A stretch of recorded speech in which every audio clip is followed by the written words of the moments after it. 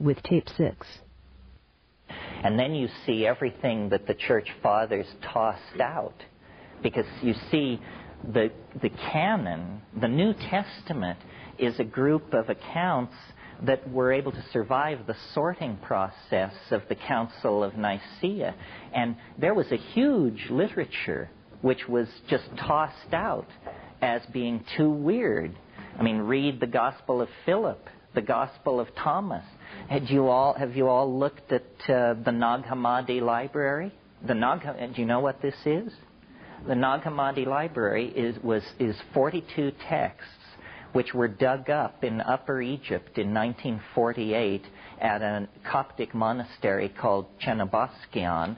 42 texts that went into the ground AD 220.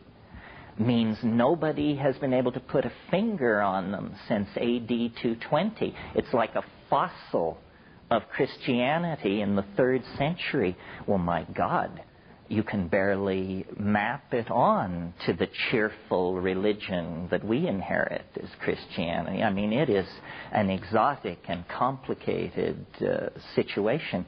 It's very well worth reading. James... Oh, I'm sure the Metaphysical Bookstore in in Boulder will sell you. James M. Robinson is the editor, and it's called the Nag Hammadi Library. 42 texts reflecting early Christianity, Gnosticism, and so forth and so on. Hans Jonas is a brilliant, his book, Gnosticism, The Message of the Alien God to Infant Christianity, if that's not a title to die for. Huh? Oh, the Apocrypha and Pseudepigrapha of the New Testament by Charles.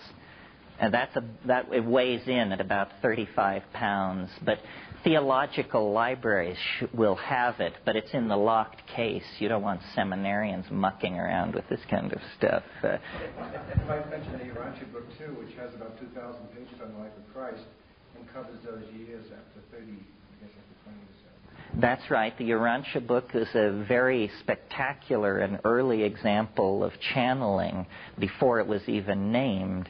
And very interesting. Of all the channeled material, the Urantia book, for pure grandiosity, puts everybody else to shame, right?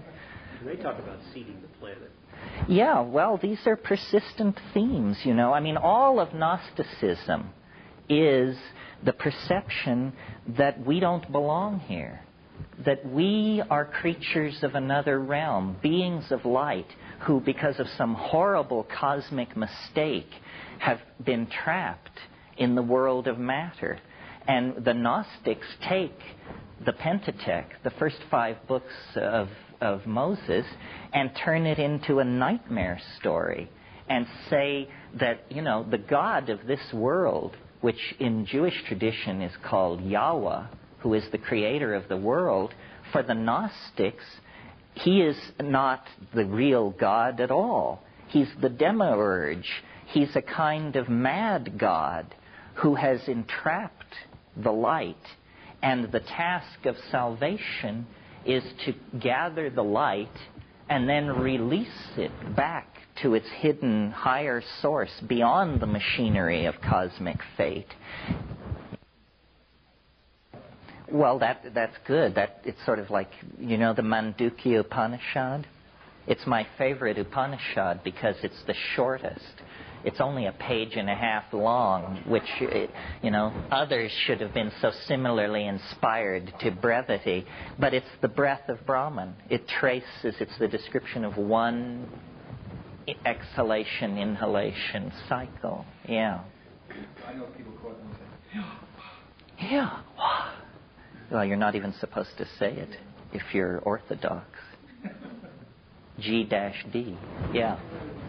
Yahweh, I'm fascinated by the Rastafarian concept, the relationship with Jah, which happens to be an abbreviation of Jah, or in the same phrase, hallelujah, is supposed to be that. What is your understanding of that connection relative to God, verb? Well, I don't know too much about Rastafarianism. It was founded by Marcus Garvey and had this notion of return to Africa. Syncretism is always with us.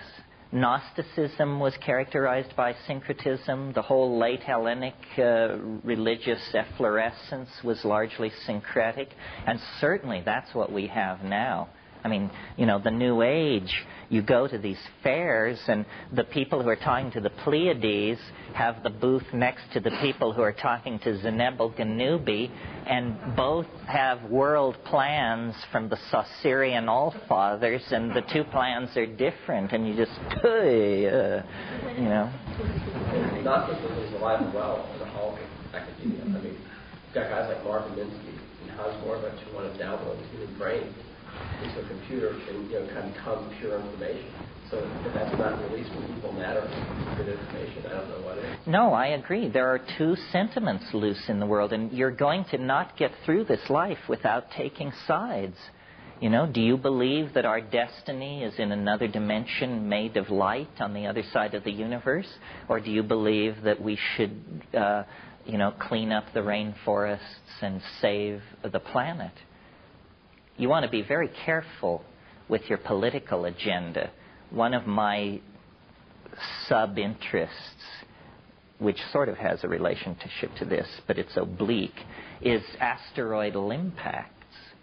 I think asteroidal impacts are one of the great undiscussed factors in evolution. That every solid body in the solar system is heavily cratered with impacts by infalling bodies. There's this thing down in Arizona that only happened 50,000 years ago. It was a piss-ant-sized object, and everything within 800 miles of the impact point died instantly. It dug a hole half a mile into the ground. It was a nothing burger. This thing which came down 65 million years ago, they now think on the Yucatan, it killed everything on the earth larger than a chicken died. You want to talk about ecotastrophe. I mean, you can't even conceive of what it's like when something like that happens to a planet. They estimate that at the velocity this thing must have been traveling, it was 5 miles into the planet in the first second and a half. It raised a wall of rocks 6,000 feet high that moved outward at Mach 7.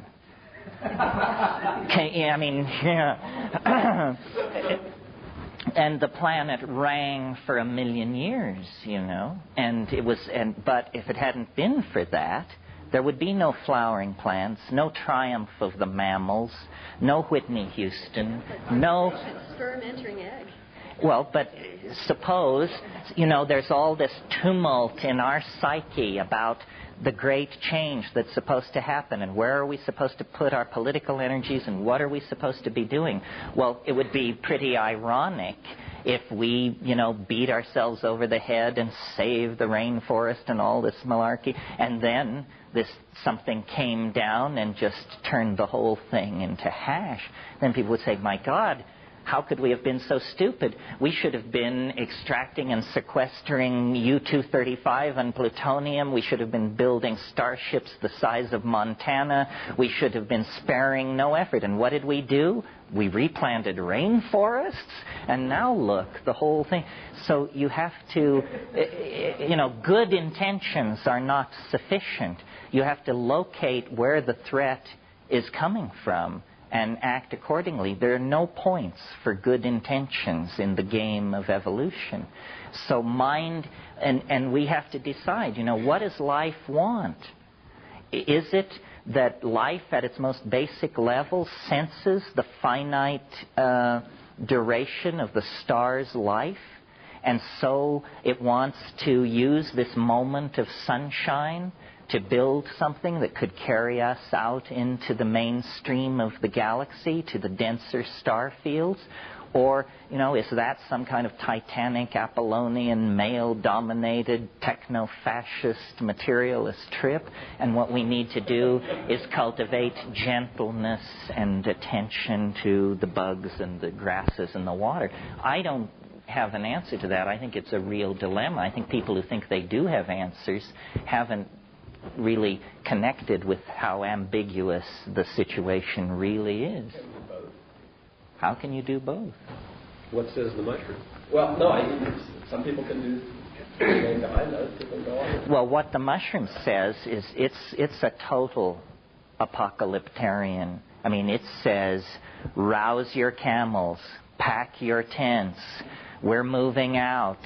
This has been fine for a while, but ahead lie worlds of unimaginable challenge at great distance.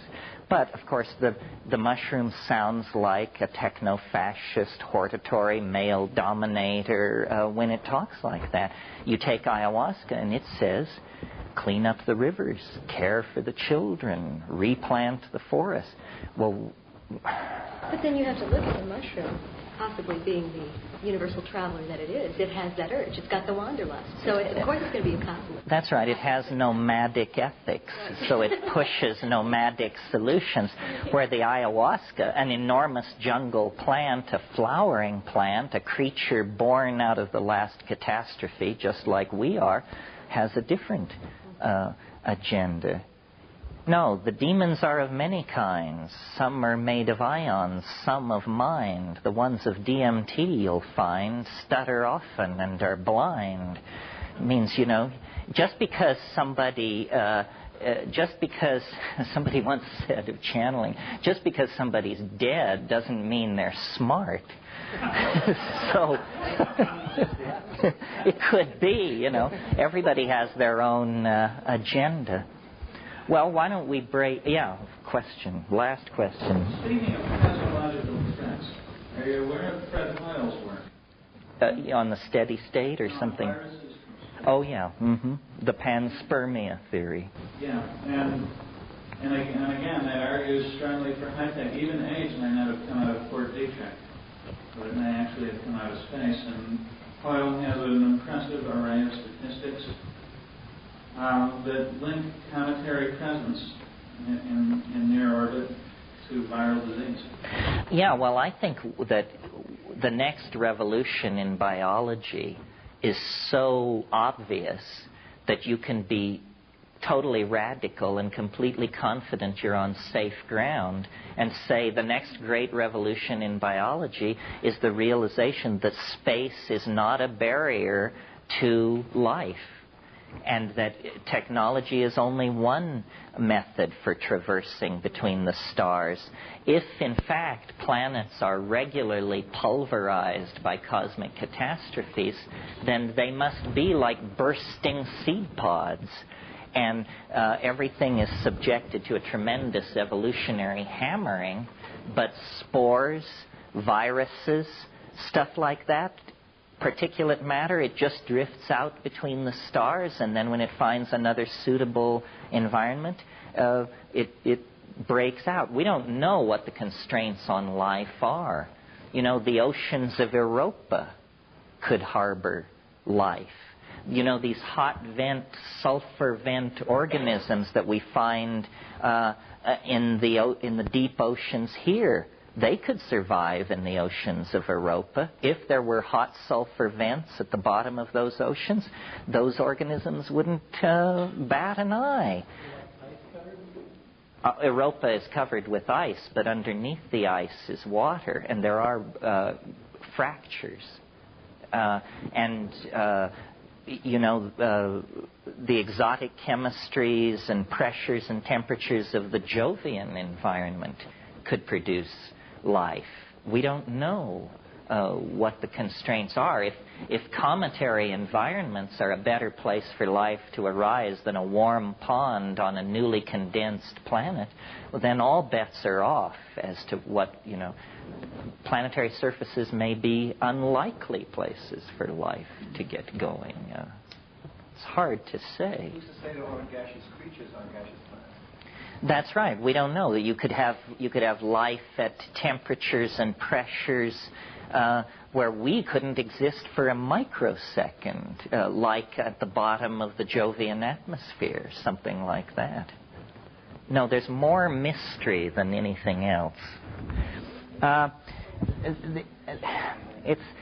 Okay, the notion here is I've always felt that the psychedelic experience should be good for something in a very practical sense. And I always felt that there was something that you should be able to learn that was very hard to bring out.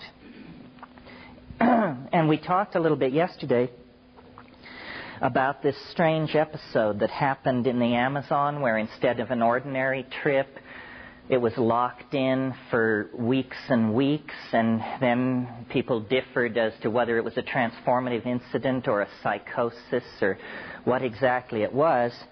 But what happened was, or what I think wants to happen in every psychedelic experience, is that there is a totality symbol. You know, Jung tried to get his patients to make mandalas because he said they were totality symbols. Well, eventually the totality symbol is more than a symbol. It actually becomes a true map of the totality. And what this boils down to is a kind of very strange revelation about the nature of the I Ching that takes very seriously the idea that the I Ching is a tool for studying time, but then takes the idea much further. It's hard to give this lecture, it's hard to listen to this lecture, because the learning curve is steep. And you just have to stick with it for a while, and then there will be pay dirt. But you have to bear with me. And I had to bear with the entity which was revealing this stuff to me, because it took the form of a... are you all familiar with the idea of a koan? This is something that your guru, a little saying or something that your guru gives you, that if you can figure it out, then you move on to the next stage. Well, so the koan that I was presented with had to do with the I Ching, which I was not that passionately fascinated by. I was just sort of mildly interested in it, like a lot of other freaks. And I was not at all mathematically inclined. I mean, that I am the author of a theory of pure mathematics is as astonishing to me as it is to anybody else, I'm sure. Basically, as you know, but let me review it, the I Ching is a Chinese system of divination that uses 64 structures called hexagrams. And hexagrams are made of broken and unbroken lines, stacked one above another. And they are the sum total of the possible set of such structures is 64. And it's been remarked by a number of people that the I Ching has peculiar structural affinities with the DNA, but nobody has ever really known what to make of that. Well, this dialogue with this mushroom entity began by posing a very simple question, which is, as you know, most of you, the I Ching hexagrams occur in a sequence which is called the King Wen sequence, which is very old. In fact, portions of the King Wen sequence are scratched on shoulder scapula that are 3,500 years old. It's possible to argue that the King Wen sequence of the I Ching is the oldest abstract sequence in the world. The question is, or what the koan was is the King Wen sequence a sequence? Or is it simply a jumble of hexagrams that over time has become traditionally sanctioned as the sequence? In other words, if it's a sequence, you should be able to write the rules that generate that sequence and no other. So let me dig into this here. The first hexagram, can you see this colored chalk? We have two other choices. We have an orange and blue. Here, we'll do a visual test. Ooh. Is this the stuff? Okay. Why is this so half-acid, as they say?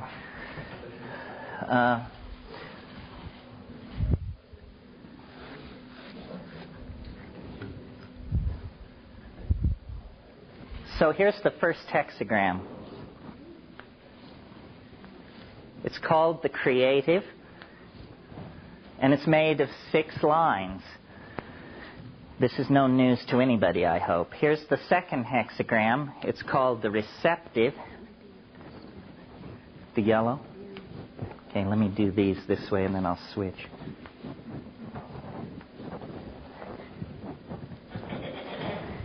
So when I started looking at this question of the order in the I Ching,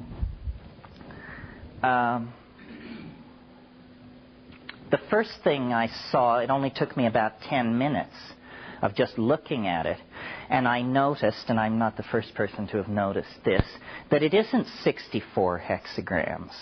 It's 32 pairs of hexagrams, and the second member of each pair is formed by turning the first member upside down. Do you see? So that only took 10 minutes. That was no problem. Now, there are 8 cases in the I Ching where inverting the first hexagram causes no change because of the nature of its structure. You meet the first case here. Obviously, if you turn this thing upside down, it's still 6 unbroken lines.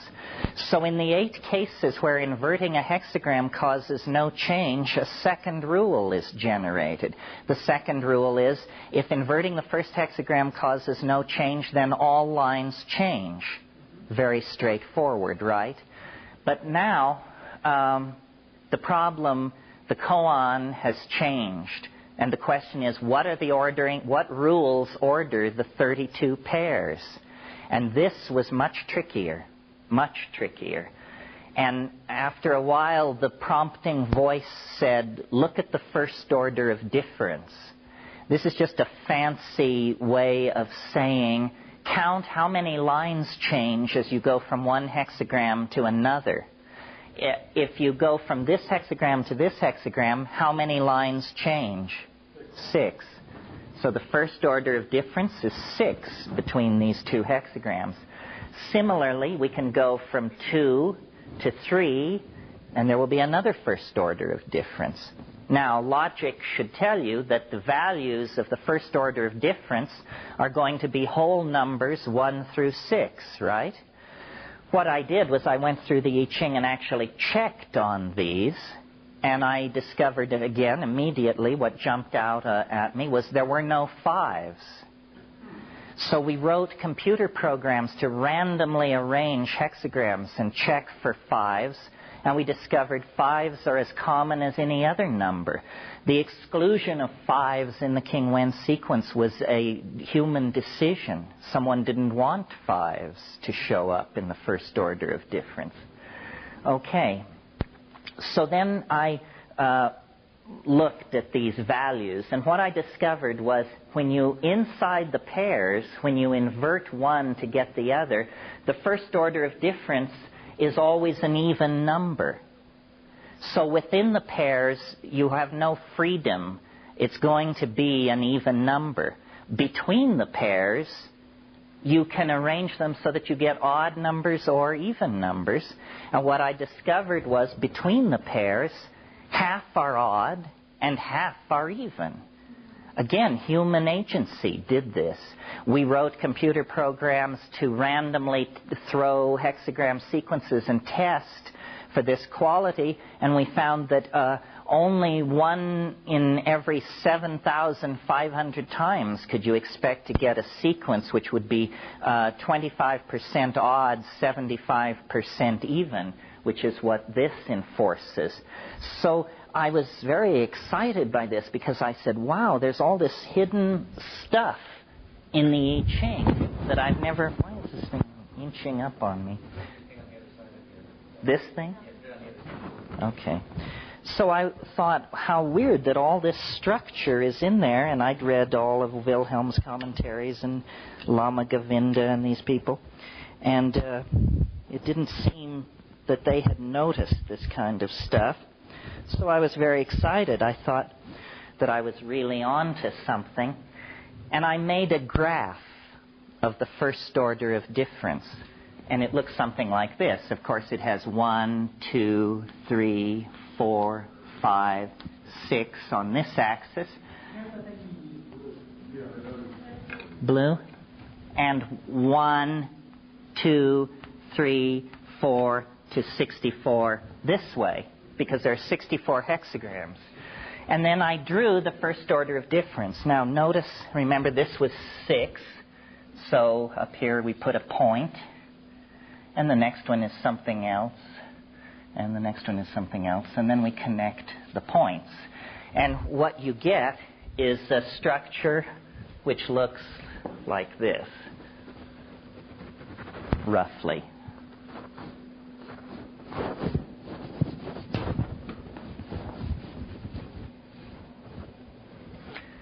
In other words, it looks stochastic. It looks random. It doesn't look like you're on the track of any kind of order here. Except that I noticed a really funny thing about this. What I noticed was that this section and this section are mirror images of each other.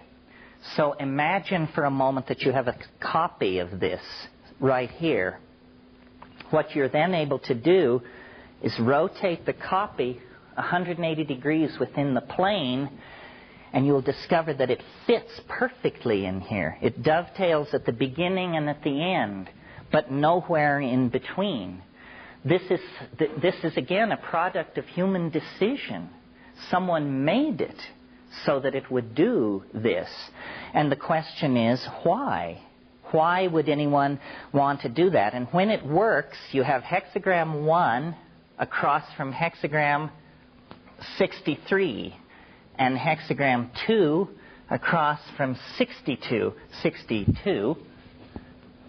In other words, these always sum to 64 when it's in the right position. So I just thought that I was uncovering some kind of the equivalent of Chinese Kabbalism, some kind of lost intellectual system. But the voice said to me, it said, this is a picture of time. And I couldn't understand what exactly was meant by that. It seemed to me a fairly esoteric thing to assert that it was a picture of time. Now, remember there are 64 hexagrams in the I Ching, and they have 6 lines each. 6 times 64 is 384. When it told me that this was a picture of time, I began to entertain the idea that this was somehow could be used as a calendar. So then I said, well, what it is it's the whole I Ching running one way and the whole I Ching running backwards the other way, combined into this peculiar structure which has 384 data points in it, which are the lines or so-called yao of the I Ching.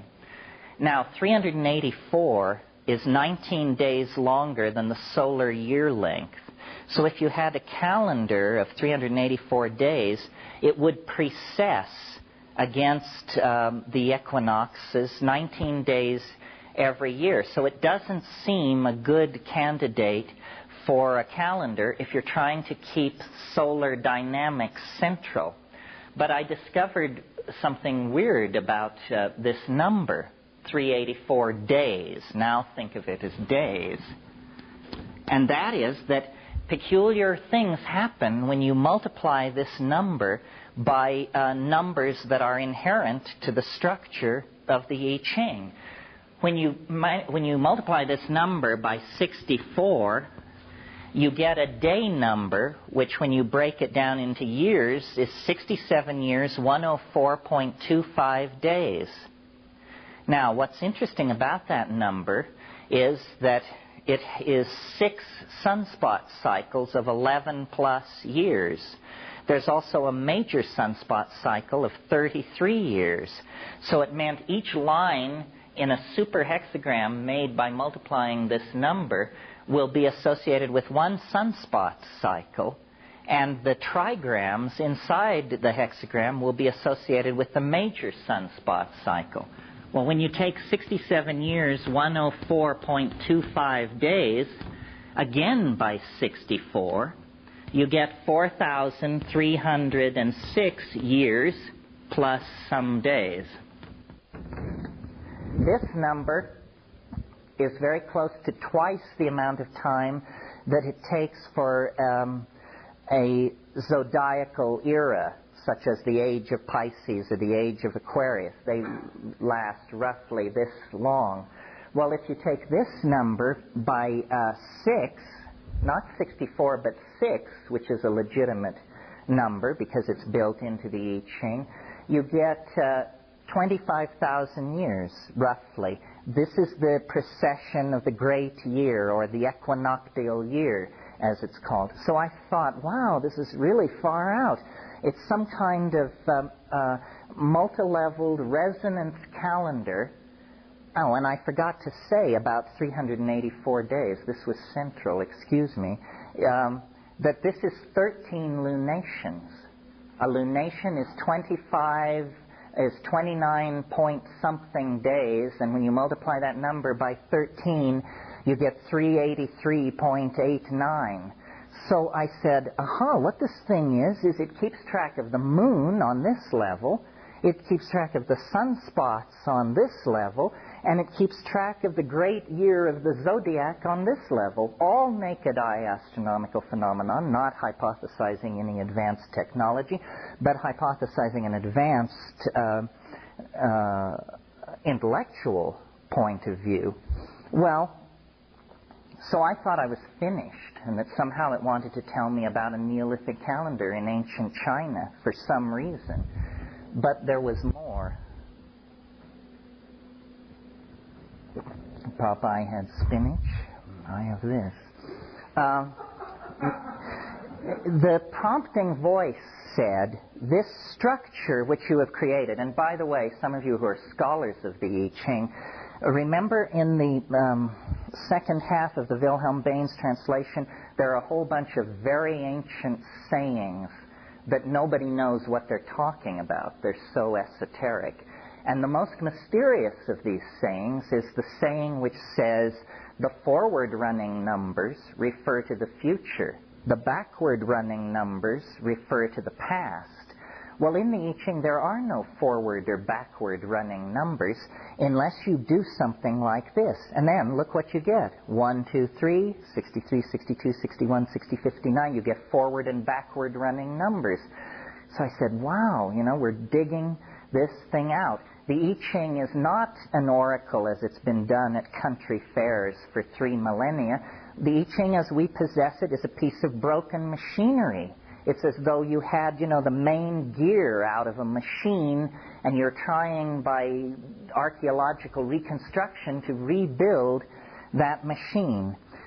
So I was sort of stuck at this point, and the prompting voice turned on and said, this structure which you've made, which is the entire I Ching running forward and backward against itself, which would place it then at the top of a hierarchy, should be placed at the bottom of a hierarchy. Treat this thing as a single line, it said. And I was calling this at that point the simple wave. It said, treat the simple wave as a line in a hexagram. Well, when you do that, bear with me, folks. Remember, I said the learning curve was steep. However, it's not long. Oh, yeah. What color? Yellow? Yellow? Let me see. Okay, well, so if we treat this module as the bottom of a hierarchy, then we want to treat it like a line. So what do you do with lines in I Ching land? You stack 6 of them on top of each other. So I'm going to symbolize this thing with an S. Okay? So here's what I did. I took one of them, and another one, and another one,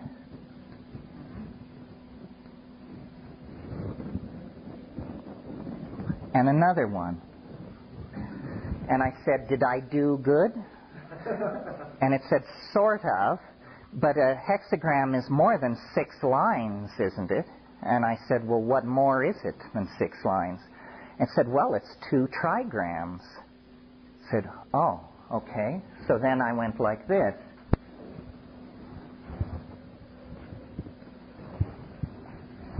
Do you see how I superimposed the thing over the 6, 2 larger ones, which were superimposed over 3? So then I said, it's all right? It said, yes, except you forgot one thing. A hexagram has an identity as a whole, as a hexagram. I said, okay. Good? It said, yes, good. Now, what are you going to do with it? And I'll show this to you, just so you can get the idea. I don't know how visible this will be. This is what you get if you do that. And what it looks like is exactly what it looks like, which is a hodgepodge of crazy lines running everywhere on 3 levels. And the thing said to me, it said, this is a map of time. And I made the mistake of saying to my friends and acquaintances, this is a map of time. And they said, we're very concerned. Apparently, you didn't get better, even though you claimed you got better. And now, you run around showing this thing to people. And notice it has, everything is in closure up here, and then everything attains closure down here. And then there are subclosures, 6 on one level, 2 on another, and the final one on this one. And finally, my friend Ralph Abraham took pity on me, and he said, the problem with this thing is that it's an occult dogma. Nobody can understand this thing except you. You are necessary for its interpretation. And I said, so what do I do? And he said, you must learn how to change this into a more orthodox mathematical object that mathematicians can then discuss with you. And I was completely stuck. And I sat with it for 2 years, because it just seemed, I'm not a mathematician. I had no clue as to how to do that. And finally, one afternoon, the pot was good enough, or the stars moved into position or something, and in a single instant I saw how to carry out the mathematical reduction of this wave, and I did it. Any very mirror image on the side, both halves?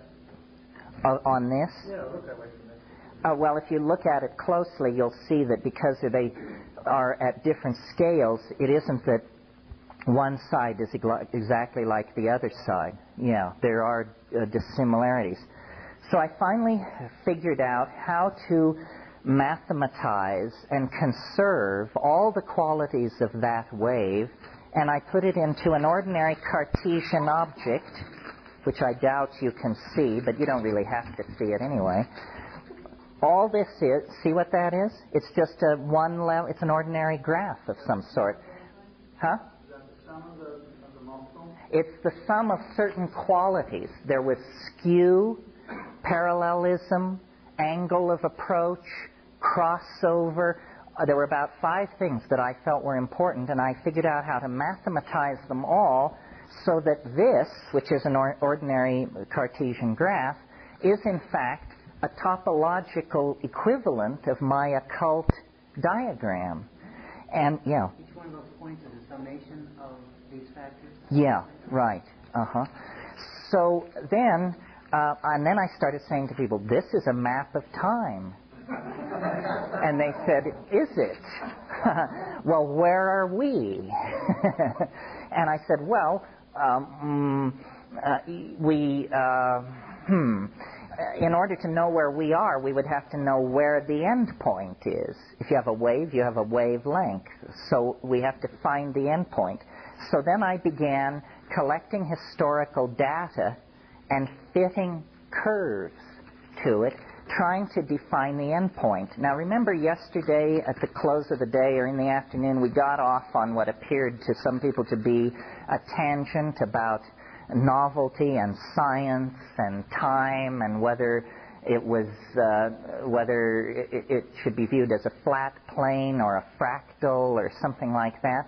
Well, what the thing was telling me was that novelty is something which can be charted in time, and that these waves were actually pictures of the ebb and flow of novelty. That this wasn't charting stock prices or population rise or average temperatures. It was charting the ebb and flow of novelty through time. And that, como? Novelty is newness? Novelty is, how about density of connection? As opposed, if complexity can be quantified, then you say complexity ebbs and flows. I mean, if we had a device which measured complexity, and we measured this point right here, as opposed to this point an inch behind my finger, I'm hoping it would tell us that an inch behind my finger is a more complex environment than this point right here. So space and time is then seen to be a medium with density, densification of complexity embedded in it like raisins or something, yeah. What are the boundary conditions for that graph? In other words, how do you establish origin and the endpoint on that particular graph? Well, until you scale it against time, you don't have to. I mean, I think... You didn't scale it on that graph. That's all I'm asking. Well, I think if I understand your question right, remember how I said that over here it was at closure? It goes like this. And that's both lines. They're running, that's both sides of the graph. They're perfectly superimposed over each other. At this point, they cease to be superimposed. One goes that way and one goes that way. And then you start getting this kind of stuff. And then when you come down to the end, they fall into closure again. Yes, it's a thing of fate. Exactly, you got it. Okay. So what would be the beginning of time? Is that some fall from the Garden of Eden where we... Well, to this point, we haven't discussed this thing scaled against calendrical time. We're just trying to look at it as a mathematical object. Then what I realized was, if these are if this thing has 384 points in it, and this has 6, then what the thing was telling me was you have to map the wave back over itself. So you take all 384 points and you cram them into this space, wandering up this hill. Then you go to this space and you cram all 384 points in here, and you create a fractal infinite regress. Do you understand? Say you understand. You will understand. Okay, so then that was the time map. It was saying novelty can be described by an infinite fractal regress that is contained in the I Ching. Now, the main objection that I was meeting from people who wanted to lock me up was they were saying, now, let's get this straight. You want to revise modern physics based on a pattern which you found in an ancient Chinese book of divination. Is that correct? And I could feel the force of that criticism, because that's how I think, where somebody from some nut piece of data then wants to build castles in the air. And so I created a metaphor which is satisfying to me. I hope it's satisfying to somebody else, trying to explain why we should seek a law of physics inside the structure of the I Ching. And here's the metaphor. Think of sand dunes. Picture them in your mind. Since this is the New Age, you may even close your eyes if it helps. Picture sand dunes. Now, notice that sand dunes look like wind. Sand dunes look like wind. And sand dunes are made by wind. So now let's analyze the situation. Let's think of wind as input. And let's think of sand grains as bits inside a computer. So when the wind blows, the program runs, and the bits rearrange themselves, and they arrange themselves into a lower dimensional slice of wind. Essentially, wind, which is a pressure variant phenomenon, variable in time, turns into a pictorial phenomenon, variant across the pictorial surface. Do you see how that works? Well, now, sand dunes created by wind bear the impression of wind. Lines of foam and beach detritus deposited by the incoming tide bear the form of waves. So what it was telling me was, it was telling me that things formed in time bear the impression of the forces which created them. And I said, well, then what is the equivalent of sand dunes or waves of beach detritus in the real world? And it said, human beings. Genes, not grains of sand. Genes are moved by time. And we, as hyperdimensional objects, we human beings and other animals, we bear the impression of the forces that created us. And if novelty truly does ebb and flow the way wind speed ebbs and flows over a landscape, then the creatures that have arisen in time will bear the imprint of this ebb and flow. And I believe that what was going on with the people who created the I Ching was that they were practicing some kind of yoga or some kind of psychedelic plus yoga thing, and they were stilling their macrophysical functions, and they were descending deep into organism. And there they were seeing the ebb and flow of variables of some sort. And they watched, who knows how long, centuries maybe. And they said, in the organism there is the ebb and flow of variables. And then they asked questions like, how many variables are there? Are there an infinite number? And they began to create notation systems for these variables. And finally they came to the conclusion, no, there are not an infinite number. There are 64 of these temporal variables. And think of them as elements. In the same way that the entire world of physical manifestation can be created out of 104 physical elements, the entire world of temporal manifestation can be created out of 64 elements. And so the way I think of reality, having survived this experience, is you have hexagrams moving on many levels. Let's say you have a hexagram which rules this 10,000-year period. For 10,000 years, this hexagram will rule. And then on the next level, the hexagrams are changing every 100 years. And then on the next level, every 10 minutes. And on the next level, every 15 seconds. Well, what any point in the matrix called now is the perspective you have when you look through the moving film of these temporal elements moving on many, many levels, you see. They create a unique juxtaposition with each other in every single moment. And that is what the unique felt presence of immediate reality is all about. Well, by this time, question? No. So you're saying that becomes a membrane of the dividing membrane between the two realities. What? That position where they all come together right there, that's the place where you can access both. See, I look at that and I always look at the symbol, the I Ching symbol, as the guiding symbol of this plane of reality, bound by time. So you're talking about the exact membrane that is between time and non-time. Is that true? Yeah, pretty much. I mean, you know, Plato said time is the moving image of eternity.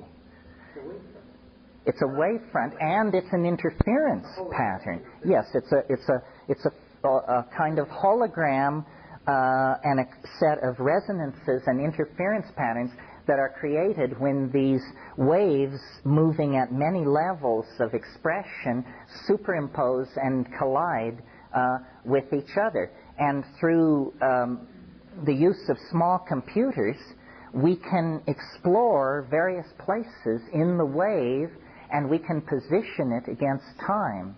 Because what it's saying is that novelty comes and goes. You know, yesterday was wonderful, tomorrow could be dog shit. Same for last year and next year. Time undergoes changes on many scales. I mean, from moment to moment, if you watch your mind, you're going up, you're going down, and then on the daily scale, up, down, yearly scale, up, down, and then on all scales there is ebb and flow of novelty. And all these scales can be mathematically collapsed into one wave, and then with a computer you can not only predict the future, which is fairly trivial because who can gainsay it, but you can also predict the past, which is very tricky, because most people have a good deal more information about the past than they do about the future. Yeah. Are there infinite level of the scale? In other words, 1 year you may have a larger scale going up, but on that particular day you go down. That's right. That's right. Well, no, you've got the whole concept correct, except you don't need an infinite number, because look what happens. If you start with 384 days and you start multiplying upward by 64, remember I said the first one was 67 years? Well, you only have to carry out about 6 of these till you have 72 billion years. More time than is necessary for the universe to have birthed itself and reached its present state. Similarly, if you start dividing, you only have to divide 11 times to reach the realm of Planck's constant, 6.55 times 10 to the minus 23rd erg seconds, in technical parlance known as a jiffy. Beyond the jiffy, there is no need to continue the divisions, because the jiffy defines the grain of the canvas on which reality is projected. So what we have are a cosmology of roughly 22 levels. At the highest level, it's 72 billion years. At the lowest level, it's in the realm of Planck's constant.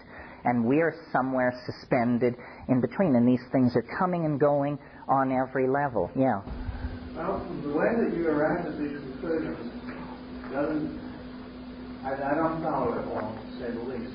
However, it seems to me that you'd be able to use this model. You see some difference in the wavefronts around the time of shadow highest compared to the Third Reich. Absolutely. Do you see differences like that? Yes, I'm hurrying us toward the more fun part of this, and I think that we'll do it now. What we're going to do now is look at the wave placed against history with my end date, December 22nd, 2012, although the machine will accept any end date. And the idea that you should be asking yourself is, you know, this clown claims that this thing describes the ebb and flow of novelty, but does it in fact fit my intuition of the ebb and flow of novelty? Now, here's the good news. The next part of the lecture does not depend on anything that's been said in the first part. You don't have to understand anything I've said in the last half hour to appreciate the neatness of the next level. Lucky for us, eh? Is that any way? Is that all right? That's fine, I think. So now, because, you know, some people aren't interested in this. You tell them you can predict the future, and they say, well, predict it. And then you predict it correctly, and then they say, great. It never enters their mind to ask the question, how did you predict it? Which is what I, out of obligation to intellectual fairness, feel that I should expose you to. Now, let's look at the wave. F. Now, let me explain the rules of the game here. There are 6 billion years currently on screen. Today is over here at 98.8%. This is the last 6 billion years. And let me explain to you how you interpret the wave. And if you want to take a moment and rearrange yourselves, the rest of it is going to be fairly close focus on this thing. So don't be shy and don't make yourself uncomfortable. The end date. I got it by fitting historical data to the wave and seeing.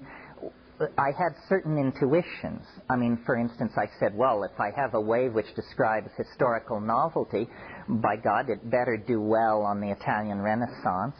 It should do well on the 20th century, and it should do well on the golden age of Greece. If a theory of novelty incorrectly predicts those episodes, it's a pretty worthless theory of novelty. Once I had chosen an end date, and I chose December 22nd, 2012, I got a lot of support for that by realizing that the Mayan calendar chose the same end date. Now, the only thing I had in common with the ancient Maya is that we both take psychedelic mushrooms. Now, is it conceivable that there is a message in the mushroom as specific as no matter where in space and time you are and you take these mushrooms, it says December 22nd, 2012 AD. It appears so because the Mayans, their civilization rose and fell at a very uninteresting part of their own calendrical machinery. They predicted the end of the world 1,000 years after their own eclipse, and they predicted the birth of their they set the birth of their calendar 1,000 years preceding the emergence of their civilization. Yeah. So now this year 2012, is this what the Mayans have as a completion of a large cycle, or is it what they are believing is the completion of all their cycles? It depends on who you talk to. The Mayan calendar is built up of nested cycles, some 20 years in length, some 240, and there are 13 baktuns, which I think a baktun is 396 years in duration. And most Mayanists believe that a set of 13 baktuns is the complete calendrical set. There's a minority of Mayanists who want to argue that there are greater cycles than that.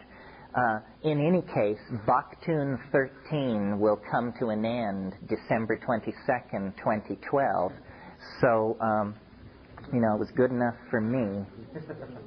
Now, could you say just a little bit more about the property of novelty? Is it synonymous with complexity? Well, since this is a push-pull theory and we have novelty versus something, the opposite of novelty is habit. Rupert insisted on that. I was calling it entropy and conservatism and recidivism, and he said, no, it's a war between habit and novelty. Habit means a reversion to a traditional and already established pattern. Novelty means a breaking out into a previous domain, untested domain of new connections and new possibilities. Serendipity, does that fit in at all? You mean as in... Something up and surprising you? Yes, the unexpected is built into it because when you come around some of these curves, there are unexpected things going on. What about the chaos order boundary? Sounds like that a little bit. Yeah, well, you could think of it that way. I haven't completely resolved how novelty should be defined because if you know anything about information theory, you know that they've had a hell of a time getting a definition of complexity together over there. They also are interested in mathematical definitions of complexity, but they haven't made too much progress. This concludes Tape 6. Our program continues with Tape 7.